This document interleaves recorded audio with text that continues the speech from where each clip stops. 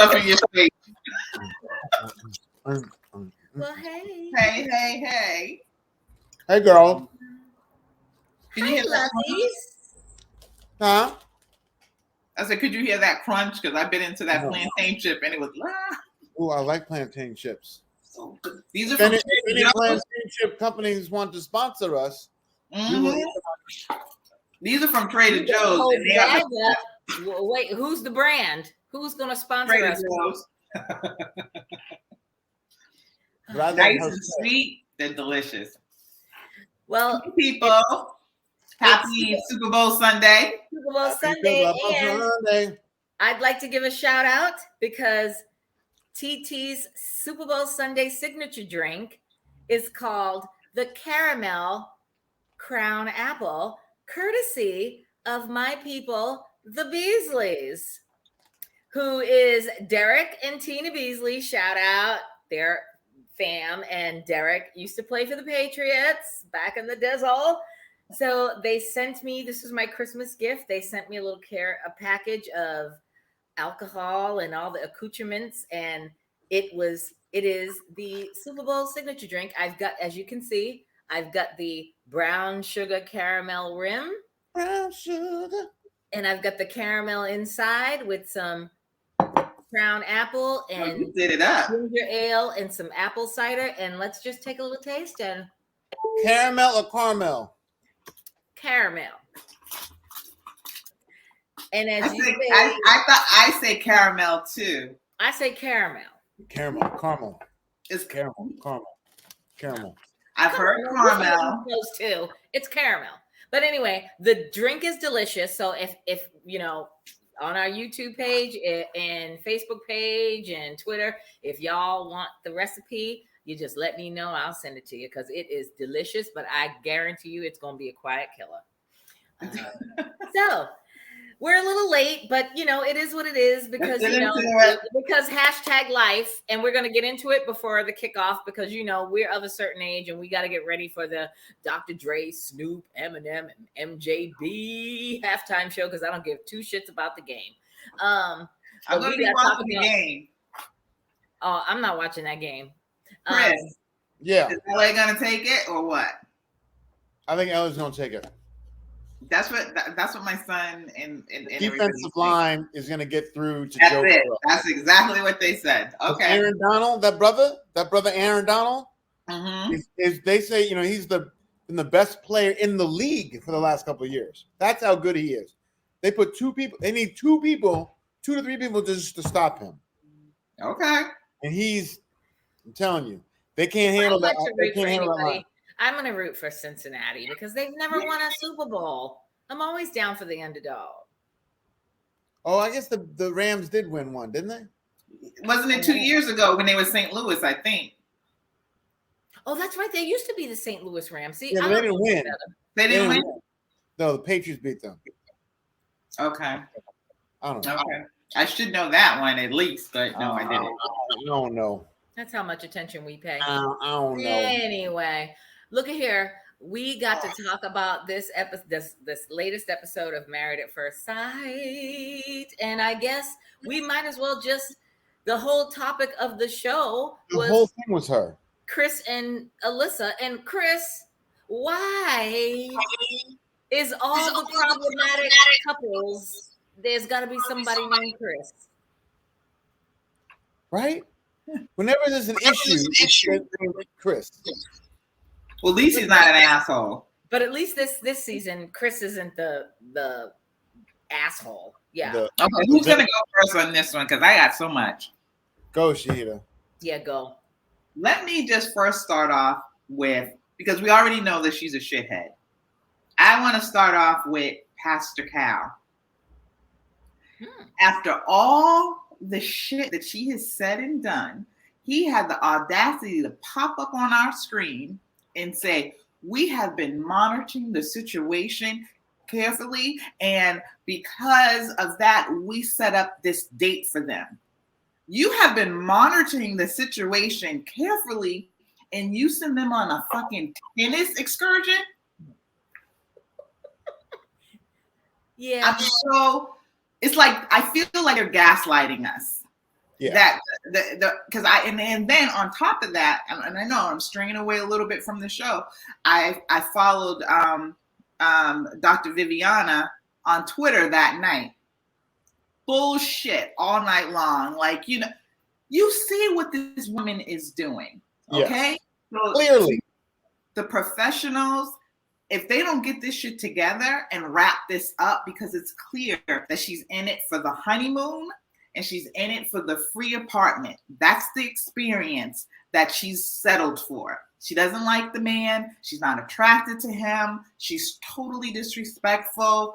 She has to go. She should have no more benefits under Married at First Sight. She needs to go. Yeah. And on top of that, it's not fair to the other couples. I felt bad for the other couples because everybody married at first sight. Everybody married complete strangers. And I didn't think it was fair to like that whole group dinner that they had. It's not the other couples. You're taking away from their experience. Number one, they've married a complete stranger and they're trying to get to know this whole other person. Now the production or whoever is responsible for this is now making them have these group events together where the other couples are now playing therapists for Chris and Alyssa.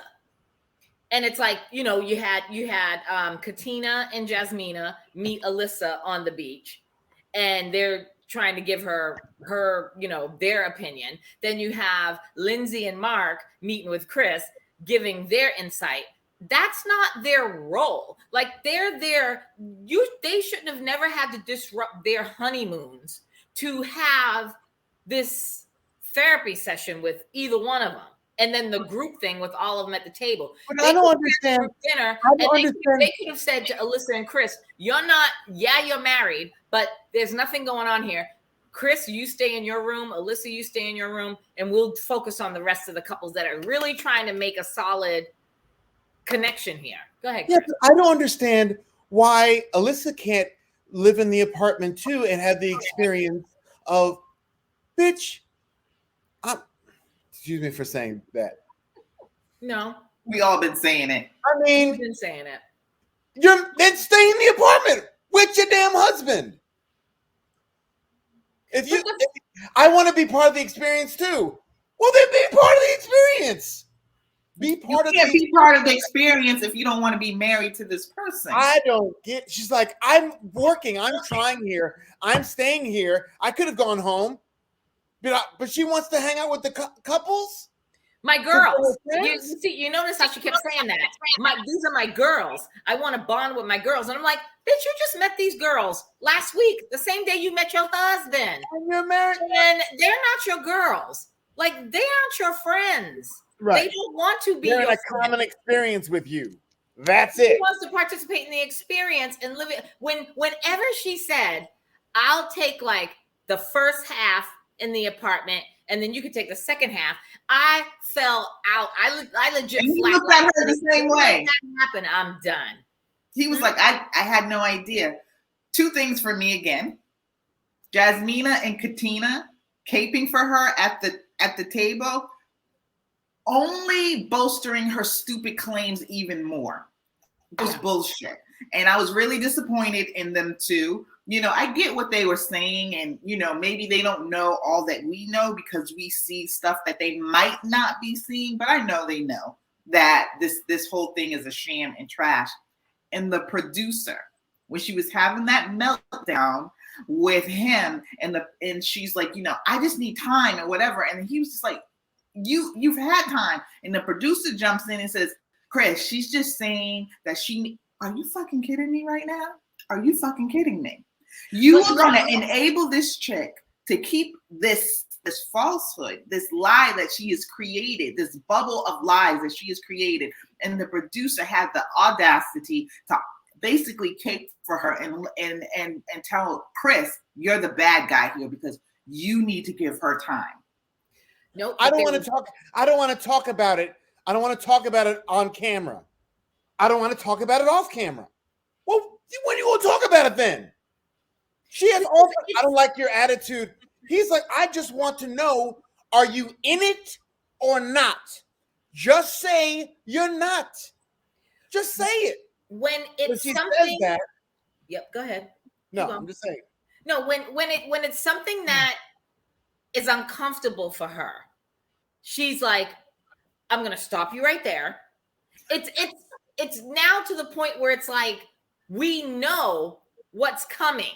Whenever she's sitting in across from either Chris or the producers or hell, Keisha Knight Pulliam, when she is put into a position where somebody is really questioning and calling her out on her bullshit, what is she? I'm going to stop you right there because I know where this is going and I don't like the way this conversation's going. So I'm just going to walk away before it gets any worse. And again, when someone has to say, I should have counted it, but when someone has to say, I'm a good person, yes, all the time, you're not a good person. I'm sorry, not in my book. That's just my. Not only that, what a good person is at that point. No, and a good person would say, "Hey, Chris, you seem like a really nice guy. I'm just not attracted to you."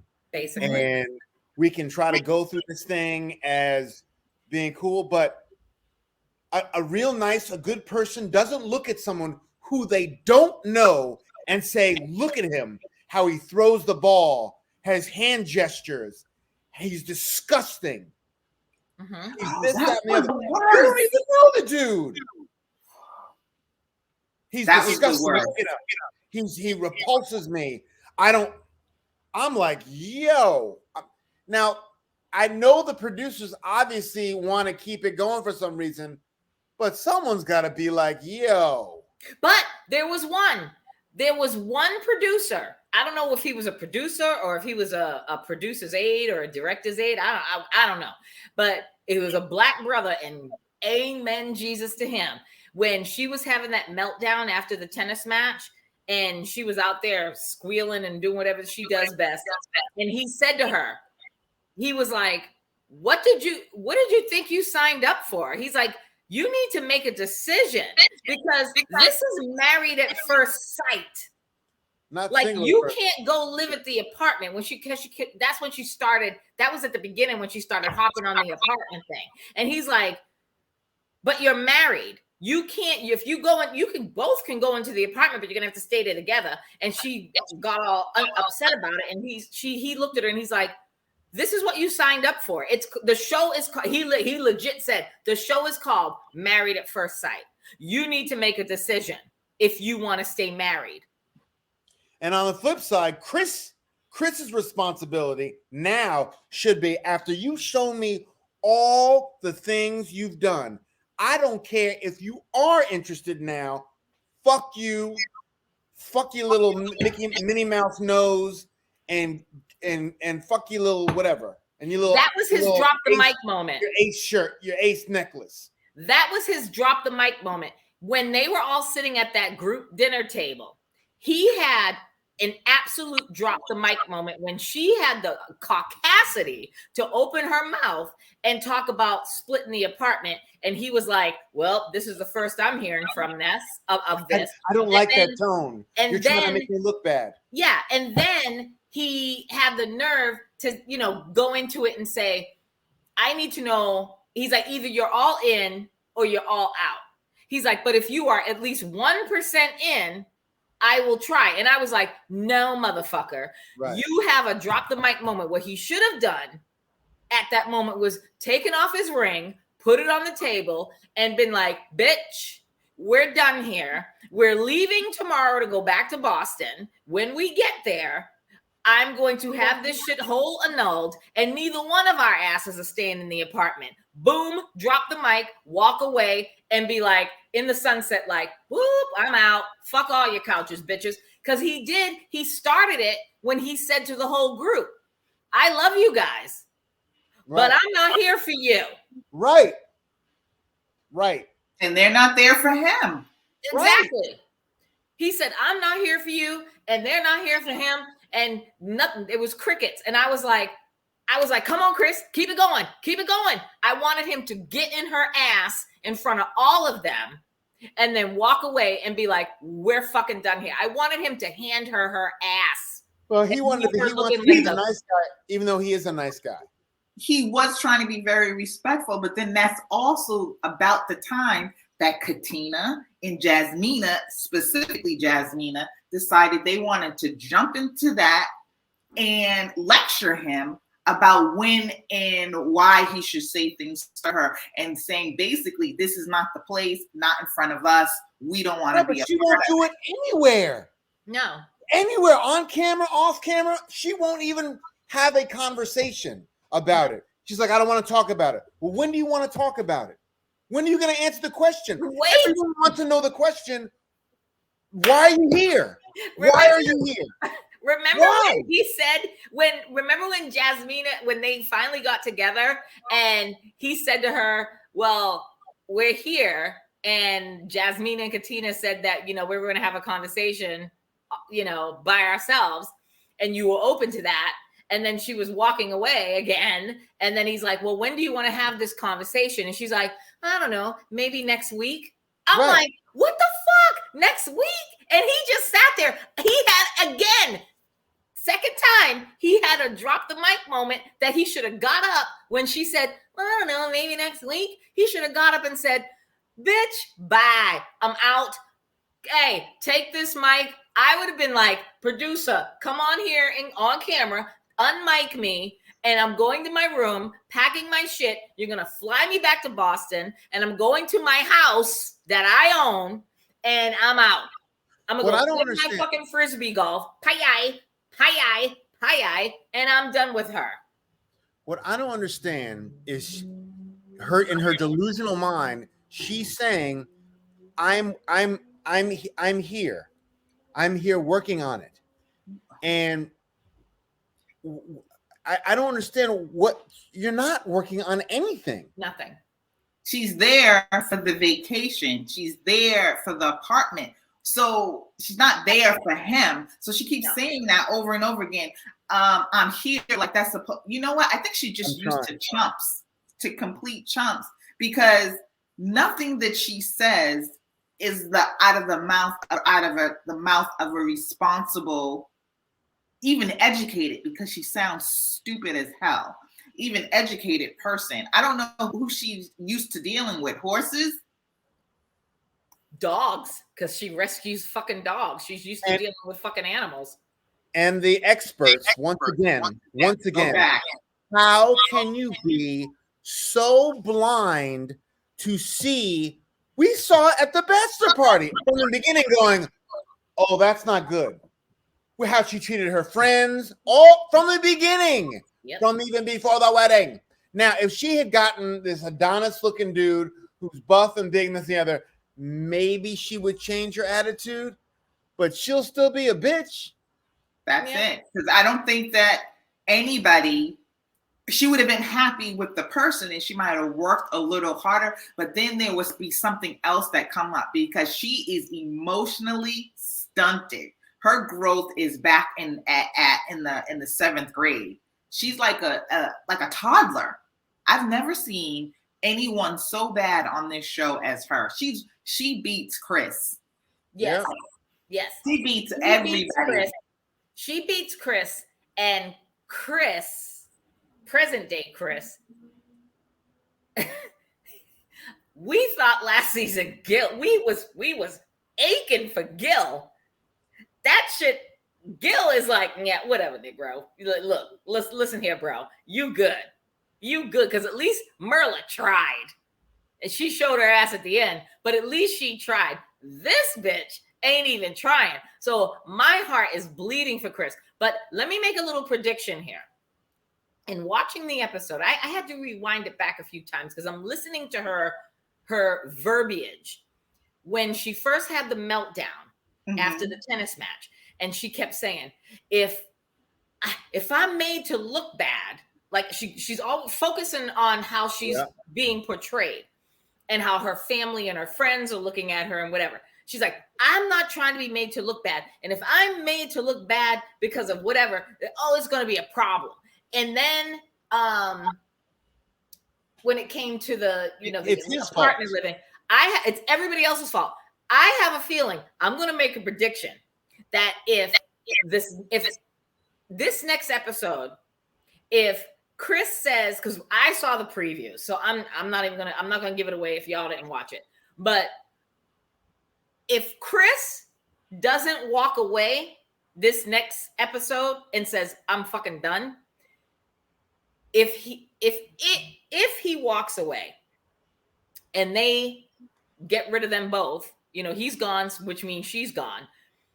Guarantee you, I don't doubt for a minute that bitch is going to sue. She's going to have her lawyers, because I watched the after party. Did you guys watch the after party? Yeah. No, tell us. All right.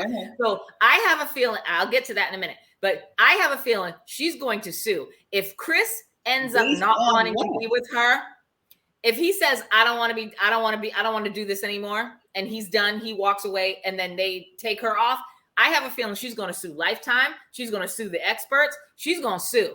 Over what? Based on what? Based off of her reputation, because she has said it so many times about how she's being made to look, what she was expecting. Now, I'm pretty sure that the contracts that you signed, to get on the show are ironclad, but she can still raise a stink. So let's fast forward to the after party. On the after party, Chris and Lindsay were on the after party, and Chris spilled the tea about when they have this marriage, this whole wedding ceremony that we all watch. And then after the marriage, they have to go to City Hall to sign the marriage licenses. So Chris was like, we were there, even though they were legally married. Right. He's like, we're there. And he's like, she signed the marriage license. I signed it. And the magistrate or whoever was there was like, oh, do you guys want to say I do? And he's like, she just walked away. But she was on the phone. I do. She was on the phone with her attorneys, deciding whether or not she wanted to stay in this and how she could get out. So if she's already incommunicado with her attorneys, do not get it twisted. I'm sure was in PR having a free ass vacation on Lifetime and Married at First Sight, and was incommunicado with her attorneys. Like, if this goes south and I'm made to look like the bad guy here, like what recourse do I have legally? I think she would have pulled that card by now, because this has been over for what? She's still on the show. Why would she pull it if she's still on the show? No, that's already been filmed. They've already made, this already been filmed. I'm just saying, if she felt that she really had a case, I think she would have pulled that card out, right? Trying to do damage while we're watching it. Trying to do, she was on with the lawyers when she signed the fucking thing. Yeah, but they also signed an NDA, so we don't know. Even if Chris says I'm done and they took her off the show, she could still be in litigation. I mean, they could still be in the litigation stage, but because of the NDA, they're like, everything's a pause until this show is over. You know what I mean? He says that they're done. Remember Mindy and Model Boy? I can't remember his name. Oh yeah. He was done and he left. She got to stay in the apartment. So I'm wondering, that's why she's so, tight-lipped about actually saying the words like, I'm not going to work on this. If she keeps saying, oh, well, I'm still here, meaning that I'm still trying to work, that she can at least stay in the apartment. And then if he leaves. No, because it's a different situation. Because think Chris about Paige and Chris. Mindy and old boy in the apartment.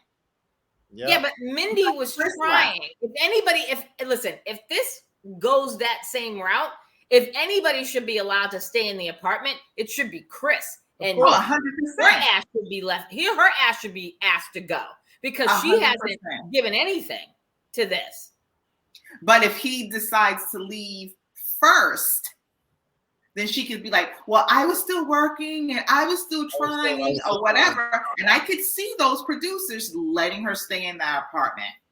I can see that, but I think at this point it's gotten so bad because on the internet, on Twitter and Facebook and everything, she is a villain. And I think listen, we do a podcast about this, okay? And we're already talking about if this keeps going on and lingers and the experts don't step in, we're out. So everybody on the internet is like, I'm not going to invest my time in this anymore if they're going to continue. Well, we all said that with Chris and Paige, that we're done then too. Everybody in the moment and the emotion is like, fuck it, I'm not going to watch this shit. But I'm going to be honest with you. I'm going to be honest with you. This is a special circumstance. I don't want to see her. If Chris decides he's out and he leaves and goes about his life and they allow her to stay in the apartment and I probably will continue to watch because I want to see how the other couples go. But what I don't want to see is when they have group events and then she is rolling up as a single person. Then I'm going to lose all respect for the franchise and the show. Oh, I've already lost respect for the franchise in the show. Yeah. And like I said, specifically, Pastor Cal popped up on that screen and said that bullshit. And Dr. Viviana that whole night tweeting on Twitter and we're just gaslighting us, knowing. Now, I want to know if does he know the thing that she has he heard it? Because sometimes she's away. On the after party, he saw her talking about shit about when he was, with a tennis thing, right? Mm-hmm. Or when she was like, he's from the beginning though. Look at him, how so and so. Oh man. And I remember when a similar situation happened with Paige and Chris, and I was like, I did not want her to have to go back and listen to him say, you should have hooked me up with any other woman, but this is what you gave me, and I hurt for her when they did that, and I hurt for him that they're doing that to right now. I don't understand how these, what these professionals saw, because, and even Chris in the beginning, he kept saying, I know that she's a fun-loving person, a good person to hang around. Where? I have never seen that. I have never seen good energy from her at all. He said, not only did he say that, he also said, quote unquote, he's like, in looking at her, I understand why they matched her to me. I can see me being with someone like that. And I'm like, really? Like, because she's an awful human being at this point. Like, I wouldn't give a shit if the experts literally printed it out and slapped me upside the head with the data of why we're compatible and why they picked us to be together. You've shown your whole natural ass, and it's ugly. Like Maya Angelou says, when someone shows you who they are the first time, fucking believe them. She didn't, take out the fucking. But believe their ass. She is a horrible human being. She is a superficial, shallow bitch that if they would have given her an asshole of a guy that had some muscles, was cute, with good teeth, and put him up at that altar, she'd have been all over him like Noy is on Steve. Noy is obsessed with Steve. But, I'm just saying, we could talk about the other couple. I'm like, she would have been like Noy is with Steve. Noy done known this man for 2 days and is already talking about, I'm in love with him. I think I'm falling in love with him. Bitch, no, you ain't. You can't fall in love with nobody. See, that's you being jaded again. Look, what I'm worried about with this damn show is I don't want to watch the show and have a whole episode about this bitch. I want to see what the couples are doing, how they're progressing. I don't want to see the damage control of the other couples talking about, Chris and Lindsay meeting with Chris and going, I don't care. We know she's a bitch. We know Chris is trying to do his best. And okay, that's a whole wasted episode. This whole episode pissed me off. It pissed me off. 2 hours. 2 hours of our life we'll never get back. This is not what the show's about. You can clearly see that she is an awful person. Not even having she can't even. I don't even know how can she believe her own bullshit too. Like, I'm trying. I'm a good person. And one thing I do have to say, good thing for Lindsay. Lindsay shut her fucking mouth Ooh. and held Mark's hand. So Lindsay is learning not only to keep her mouth shut from Mark, who put the foot down, and not foot down, but he's like, it's between us. She's listening. And the fact that she loves Mark and Mark is doing his best and got her now perfect for her. She was like, I'm not saying anything. I'm like, good on you, Lindsay. Yes. That growth for Lindsay, good for her. And she went off in the after party thing when they were talking. It was Lindsay and Chris. That was it, just two of them, right? Yep. And Lindsay was like, Alyssa's blah, blah, blah, blah.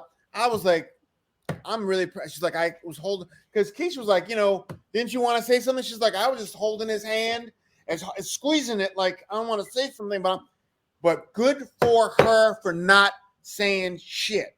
Yep. Good for her. I was proud. I had mad respect for Lindsay because when she's like, Lindsay, don't look at me. Don't look at me with that. And I was like, here we go. And right. Lindsay put her food in her mouth and she's like, I was like, oh, I don't know what you're talking about. I was like, go ahead, Lindsay. Because she wants to say, you're full of shit. Stop fucking with this man. We're not your friends. I mean, whatever. But only her and Olajuwon spoke the truth. Yeah, right. and kudos to Olajuwon. And you listen, everybody knows I'm still on the fence with Olajuwon, and I don't really like him that much. You're on the fence now. Olajuwon, I'm on the fence. I'm on the fence with him. Oh, now you're on the fence. Okay. I'm on the fence. I'm teeter-tottering because Olajuwon. You were way back in the field. The field was all the way back there. Way back there, like I don't like him. And we're like, Tanya, come to the. We're on the other side of the fence. You're like, I'm in the field. Fuck that fence. Now you came I am on the fence now because Olajuwon spit hot fire. Olajuwon, he dropped them facts there with regard to with her and Chris. So I gotta respect that. Now, my last thing about them, and we can move on to the other couples. Yeah. Alyssa's mom. Alyssa's mom knows exactly who she is. Yeah. And her biggest fear was, you are going to be on TV and you're going to expose yourself for who you really are. And she's like, and my mom thinks I'm looking bad and I'm the nicest. No, your mom knows exactly who you are. And she's trying to tell you, bring it down, but you can't. Because whatever happened in your life, you feel entitled to this position of being this total maniacal brat. Her mother knew. And I'm thinking about the conversations that they've had with the mother.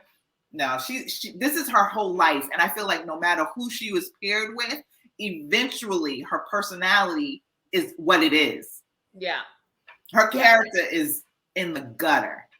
In the gutter. And I swear to Jesus, listen, I don't go out a whole lot or ever. But this is one time, Shahida, that I'm going to need me, you, and Tracy to be in them streets of Boston and run into her ass so I can be like, bitch, you ain't shit. She's going to have to and we'll end it on them after this. Listen, I'm going to do a disclaimer because Shahida, you and I are born and raised Bostonians. She ain't from here. She just moved here. She ain't a Bostonian. Mm-hmm. Our bitches are like Lindsay. That's right. On another bitch level. Like Lindsay. And no. Not her. Let's jump into Lindsay and Mark.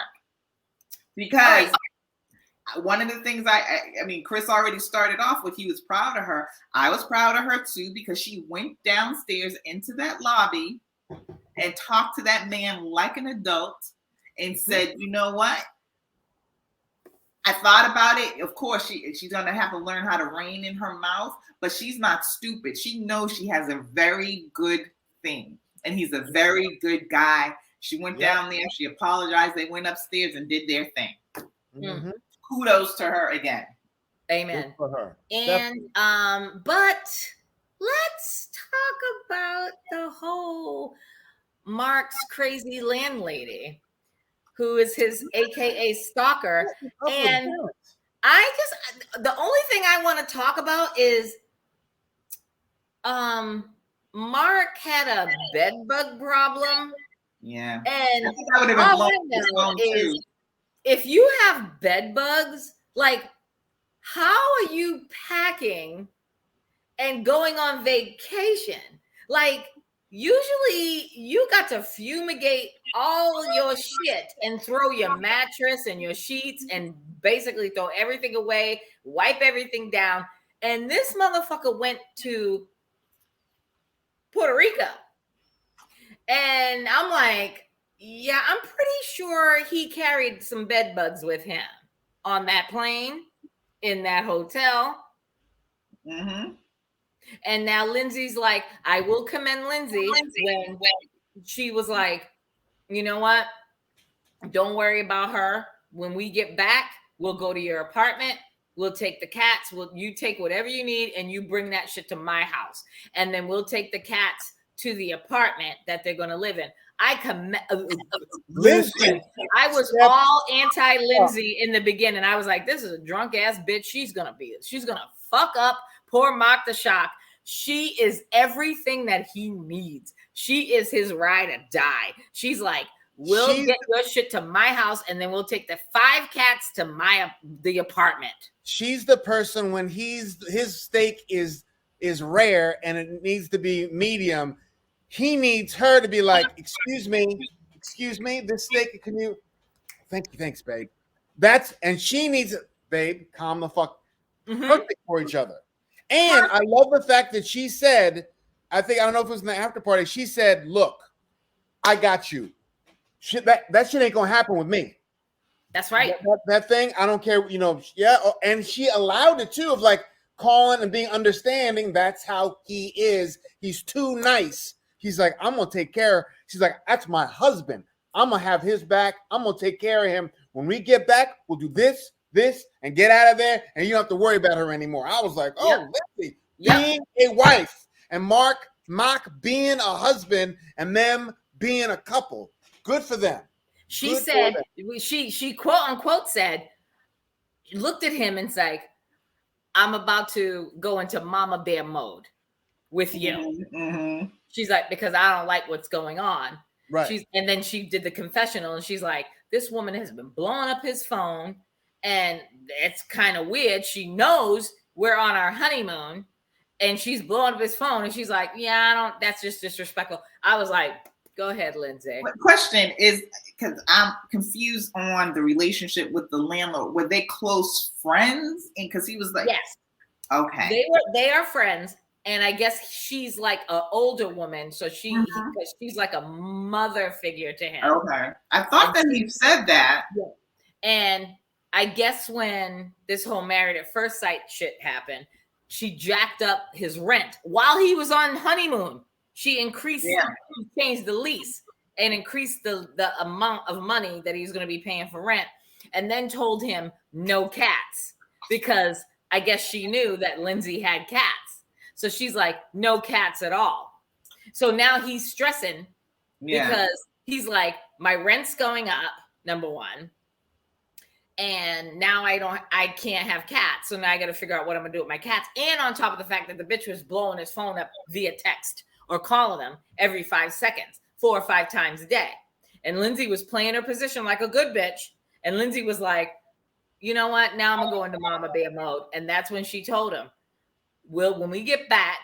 And then she explained it in her confessional. She's like, this is a lot. She's like, because I just met this man a week ago. I married him.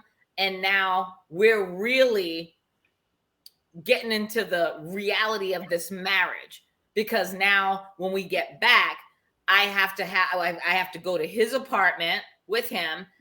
He can pack up all of his shit that he wants to take and bring it to my house. And then we're going to take all the 5 cats and bring them to the apartment. That's a good woman right there.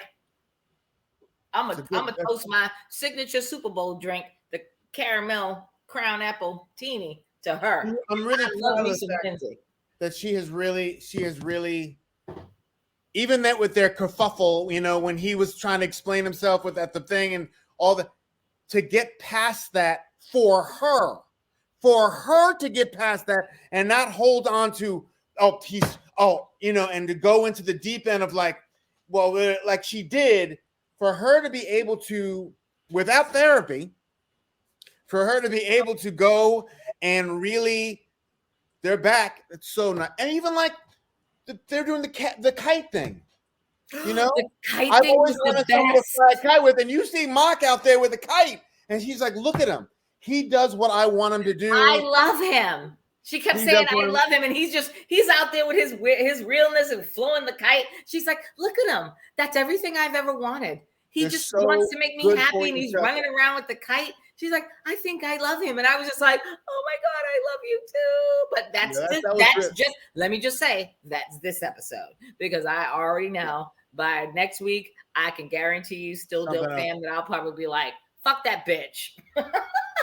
I think with Lindsay, there's always not always, but there's going to be something. But there's growth there, and there's her willingness. So I still really feel that they have one of the best chances of making it. Oh, definitely. Yeah. Definitely. All right, so let's go. Were there any other couples that had anything significant? Not really. I mean, I guess the only. I have something significant about one couple. Go ahead. Jasmina and Michael. Jasmina is, in my opinion, from what I'm seeing, too rigid. She has got to loosen up. I mean, she came out and she was my favorite. And I think we all went, oh, she's my favorite because she's a pretty girl.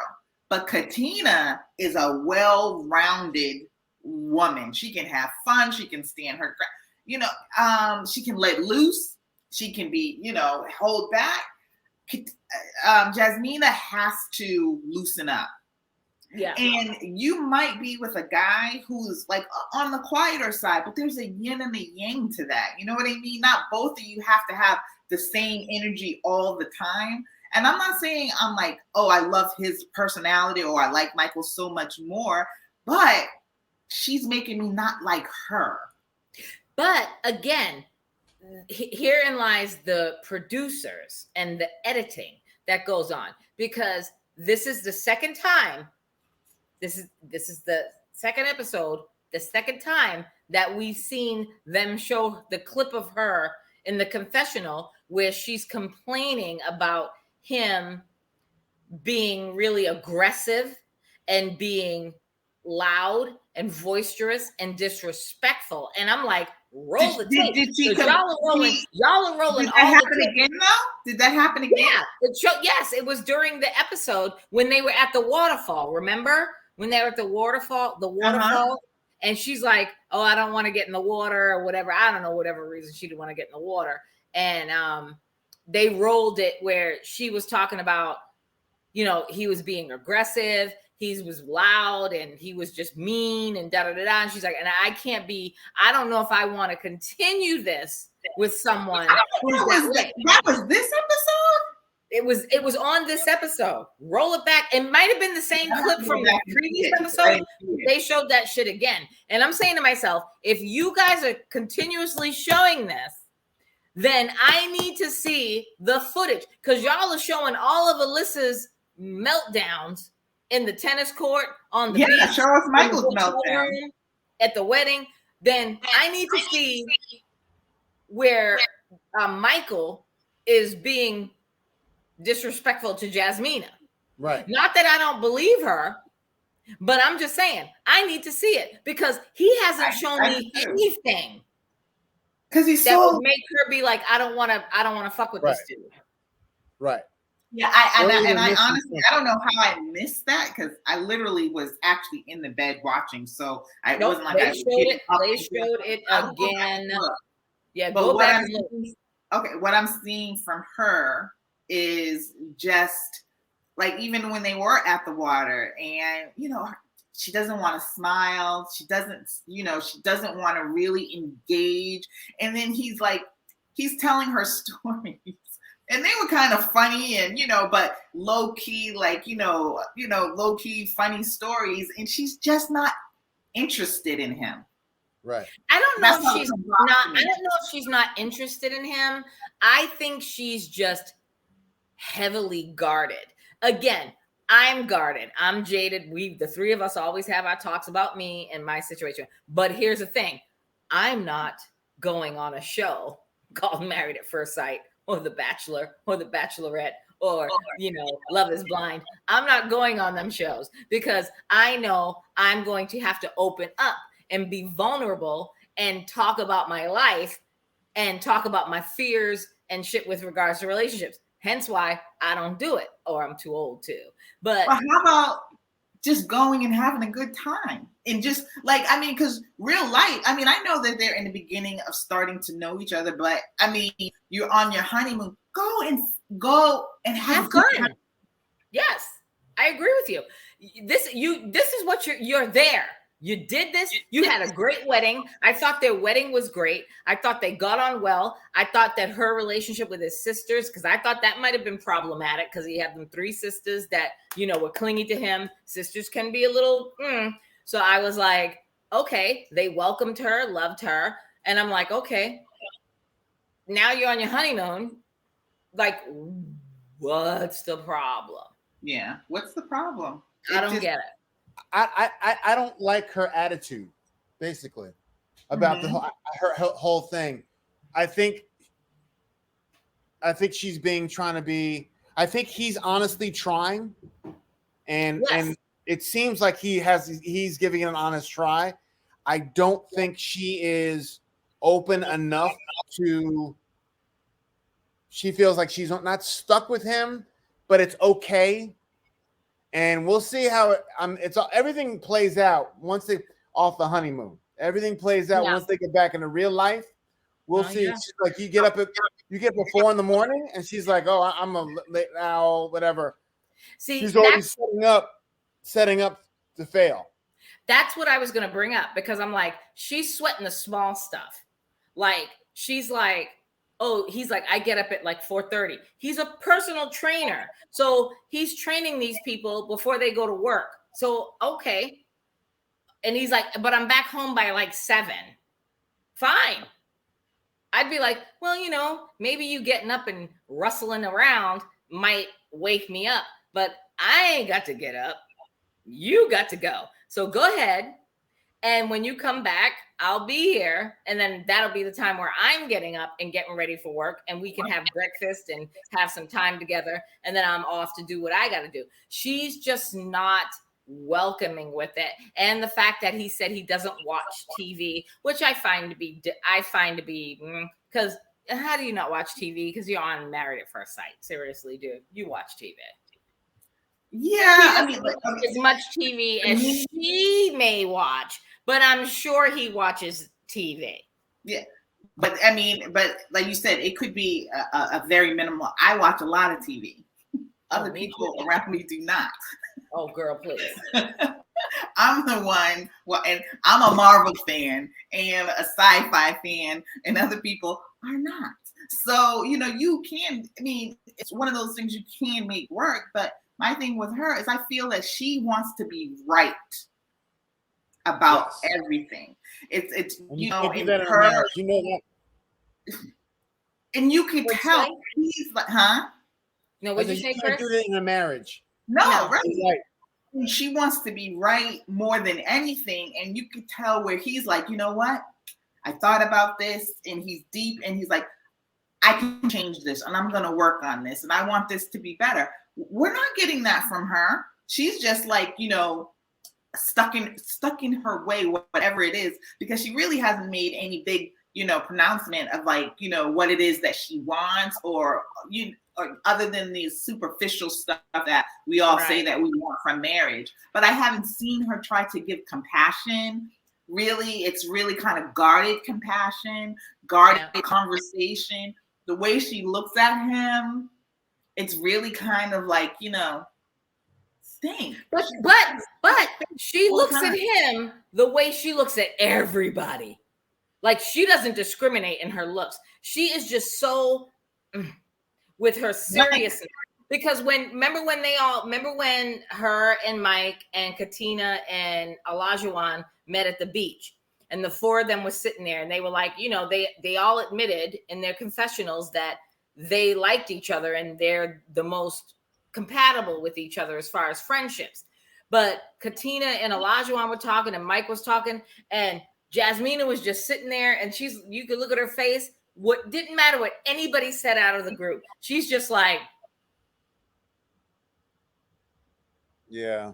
She was just so closed off of the whole conversation with the group. And I haven't seen her really legitimately smile in a while.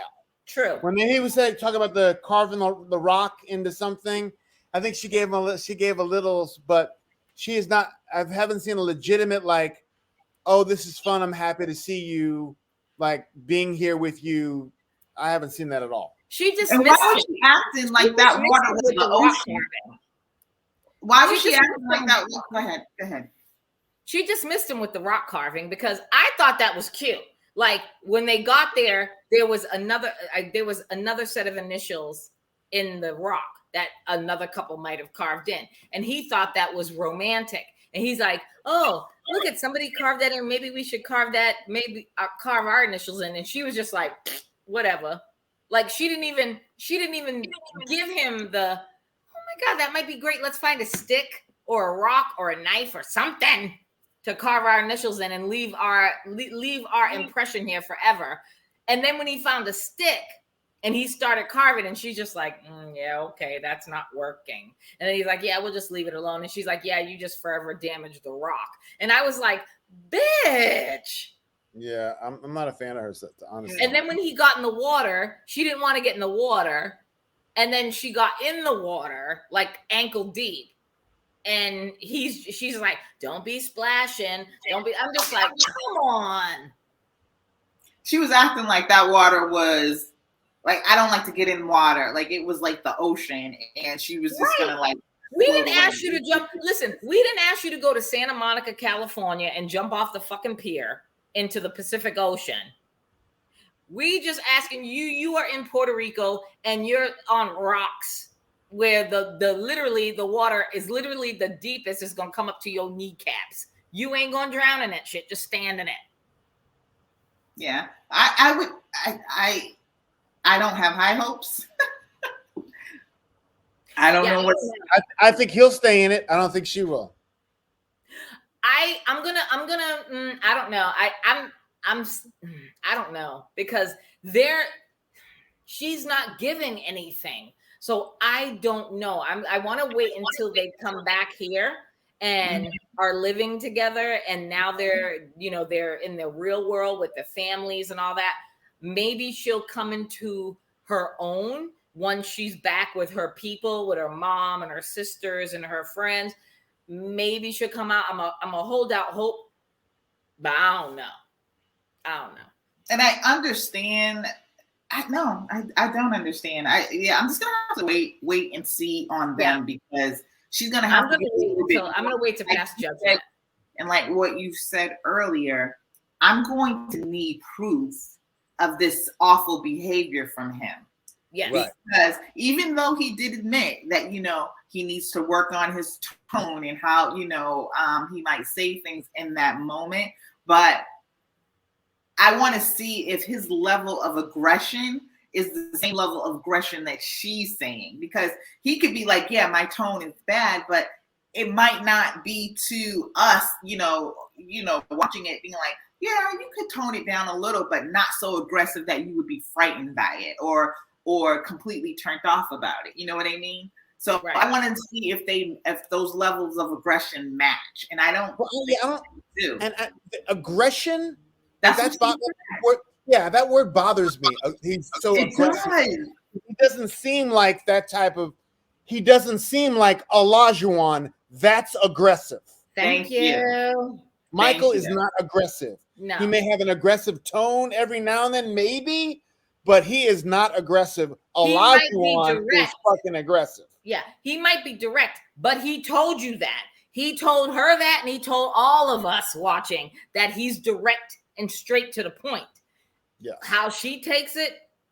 And I think his sister would have said that. I need to see the tape if he is aggressive and making her feel unsafe, and he feels, like she said, combative and rude and disrespectful, I need to see the tape, because there's tape.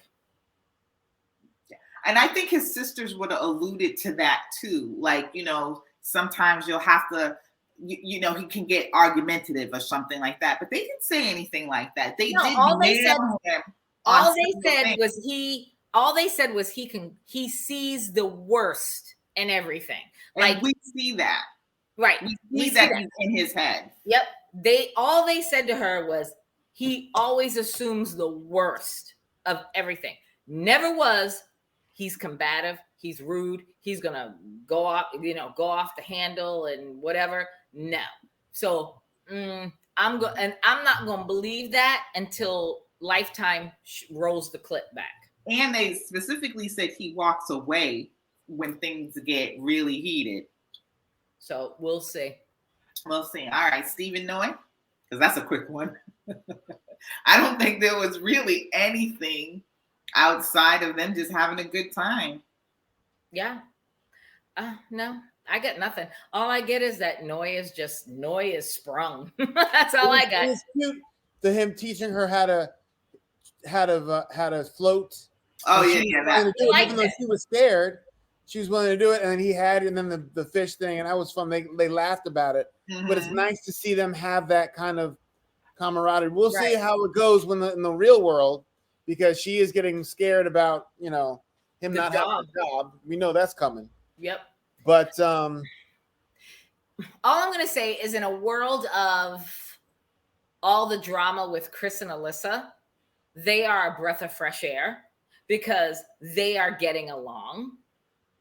And they have had a great honeymoon so far, even though she's kind of been, up here as opposed to him being here, as far as like expressing their feelings. And that's understandable. But I like them right now. And I hope that they work out. But again, now this week they're coming home and they're going to move into their apartment. So I'm pretty sure Noy has had her honeymoon in paradise. And now when they get to that apartment and Noy's got to get up and go to work and Steve ain't got no job, Sriracha, I'm waiting for Sriracha to show her ass up. Noy's also, brother. It's interesting with Stephen Noy that he wants someone who's going to be adventurous and do the stuff. And she's like, I'm not really trying to camp. I'm not really trying to do that. So if they have their own separate lives where they can both do that and then come together, then it can work. But brother needs to get a job. That she would have to, in both of them on, you can have your separate lives, yeah, but there has to be a space where you can come together. Like, there's sometimes you're just gonna have to suck it up and put those fucking ski boots on and just go skiing, or things that you might not want to do, or just suck it up and go on that golf course at 6 o'clock in the morning. I gotta tell you guys. What? Is marriage worth it? No. And I can say that because I've been married. Listen, I will say this. You know what? I don't want to talk about it.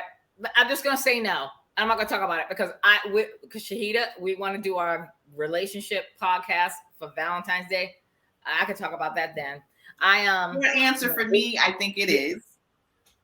But we can, as for like Noy and Steven, I do think that they have a good thing. My only fear is that I'm waiting for the Johnny shoe to drop because I'm like, he seems like a great guy, and I just keep thinking back to last season where, oh my God, we had like a perfect couple and it just blew up in the way that I never expected to see anything blow up on one of these shows.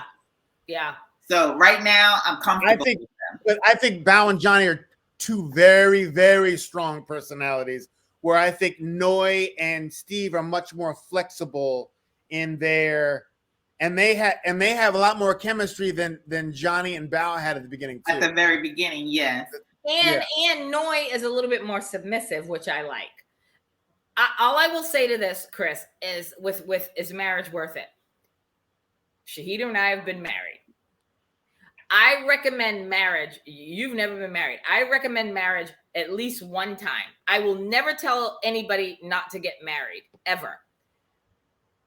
I recommend marriage at least once. Now we have a problem. Like, if it doesn't work out the first time, wrap the shit up. Like, move on. Just have lovers and dates and shit. Because when you start, you fucked up, whether he fucked up or she fucked up the first time, the marriage is over. Yeah, there's no need to do it a second, third, fourth, or fifth time. Because now that I'm looking at you suspect, I'm looking at you side eyes. Like, really? Really?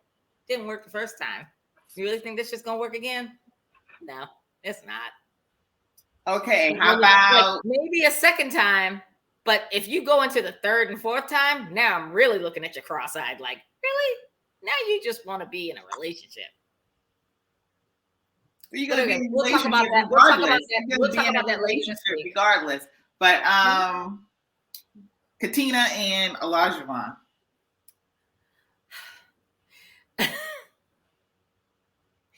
Listen to me. Katina's a saint, because if the way that he was talking to her when they were riding them horses, I would have been like, whoa, Nelly, let me get off of Champagne. That was the name of the horse. Let me get off of Champagne. And I'm going to be like, we're done here. I'm walking back to the hotel room. He just needs to, and he's not a motivational speaker. He think he is, but he's not. But he owns it. Even though I'm about to get in his ass, he owns it. So that's why I'm like, do I really want to berate him right now? Because he owns how he acted, and he makes note that he's going to do better. And I'm like, okay, now I can't really talk about your ass. But before that, I was like, you can't. Well, I think a lot of it with Olajuwon is all about testing. He's all about testing. What kind of woman do I have? Is she going to be there? It's all about testing. So when he's working her out and she's like, I don't like this anymore, he's like, I like that. Now when he's like, come on, I'm going to challenge you. And she's like, I'm trying to be on the horse. She does like it a little bit. She likes like it a little bit. But he needs to back off. I mean, he's really, there. Yeah. And I think it's all about testing. And I think, and someone else brought up, I think Jasmine was like, you need to sometimes pull it back a little bit. Because sometimes, she was advocating for Catalina. Mm-hmm. Yeah. She was advocating for Catalina. She was advocating for her to saying, well, maybe she, really needs to not do that, or she really doesn't want to. But, at least someone was saying that to her. But he is all about the testing, and he does it. And I don't know if he's repeated it, again. I mean, he did it with his personal trainer vibe of like, this is good for you. You should do it. I think he needs to stop. Because this is your marriage. Stop. Those are little games, and those are childish games. That testing stuff. You should have done all that. You just have to just go with the flow and get to know your wife. And I think Katina has handled it very maturely. She has. And remember, I think the first impression I had of her was like, oh my God, she'll cut you. And she might, but she's going to tell you first to stop your shit. Yeah.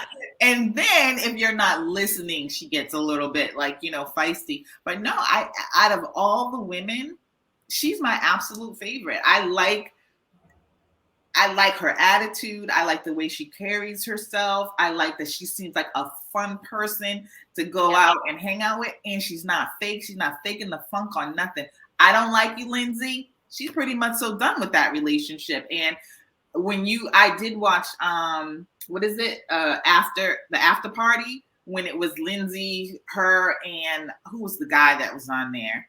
Steve, right? And then towards the end, when they were showing clips of Alyssa, and Lindsay was just doing too much, and then Katina is just like looking at her like, I am not partaking in this bullshit because I don't like her either, but I like her. She Yeah, well, the reason why Katina wasn't partaking in that bullshit, because that was the episode where they showed that whole issue on the flight and on the bus, and Rudy Huxtable said to Katina, do you think this is something that you can get over and move forward and form a friendship? And Katina at that time was like, at this point, I'm just gonna lay low and do me and focus on my marriage, and we're good here. Yeah, I think she's I like her, and I think she's handling Olajuwon wrong. And let me say, the mama bear comes out in me, because if he fucks her around, I'm gonna be pissed. And I'm going to be pissed. Like I say, a tiger can't change its spots, or a lion can't change its spots. I just have a feeling that when they get home, shit's going. Tiger can't change its stripes. Tiger can't change its stripes. Because lions don't. Who has spots? Cheetahs.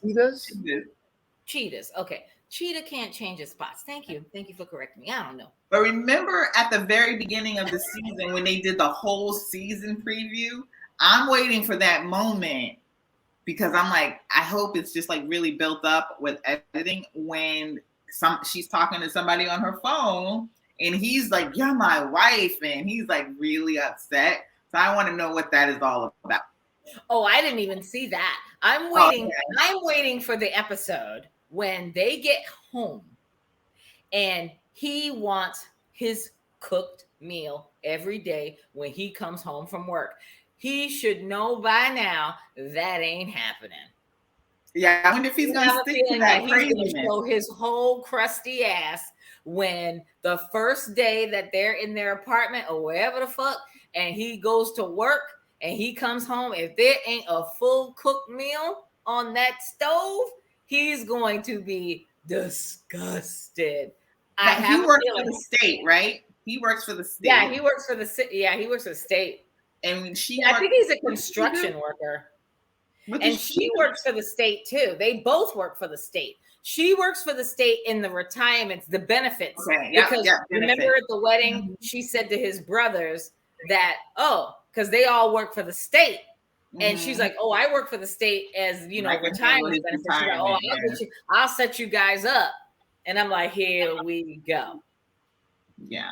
Don't brag on that shit on TV, because now the state of Massachusetts is looking at your ass like, oh, here we go. Here she goes. She's going to try to hook everybody up with their benefits. Nope. But Mr. Flynn then set up all of his friends, his relatives. So whatever. Sure. But yeah, it was a iffy episode. We'll have to see what the next episode they need to. And this is the longest. Like, I feel like they dragged out the marriages. They dragged out the honeymoon. I mean, there was like it's just too much drag. They need to stop. And then not just that, 2 hours. I mean, I know it's always been 2 hours, but then you got to put more in it, because I feel like at the end of each episode, when I looked over and I saw it was just 9 o'clock. I mean, I had a whole nother hour to go. No. I got HBO shows I need to be watching. Fuck y'all. Girl, please. I'm with you on that one. That shit could be a whole hour. Just an hour. It really could. 55, 59 minutes. Let's call it what it is. I don't need all that bullshit. So, but we're good. It's Super Bowl Sunday. Kickoff's about to go. I hope everybody is snacking on their snacks, ready for the halftime show. I wanted to show everybody. We've got new merch. Nice. We got merch. I'm just wearing the prototype of our t-shirt, and we've got our logo on the back. Ow. So we are hopefully we're working on making some t-shirts and some sweatshirts and some mugs and hats, you name it. So I just want to show everybody what we got so far. So I hope everyone has a wonderful evening. Enjoy the Super Bowl. I hope whoever you're rooting for wins. I don't care, because I'm just watching the halftime show and then I'm going to bed. I'm really pumped about this halftime show. I'm really gonna need them. I don't care. I'm gonna be honest with you. I don't care about the halftime show with all the other artists, but all I care about is I'm really going to need Dr. Dre, and not really Snoop Dogg because he wasn't part of it. I'm really gonna need Dr. Dre to pay homage to NWA. I'm gonna need Dr. Dre to bring out the living members of NWA on stage, and I'm gonna need them to do at least one, maybe 1.5 songs of NWA songs from back in the day. And then they got to pay homage to Eazy-E. You can't, you just can't. I'll be disappointed. We'll see. And if Mary J. Blige doesn't get out there and do her little two-step, if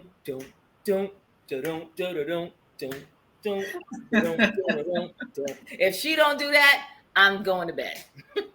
Oh, she cannot do that because that's her move.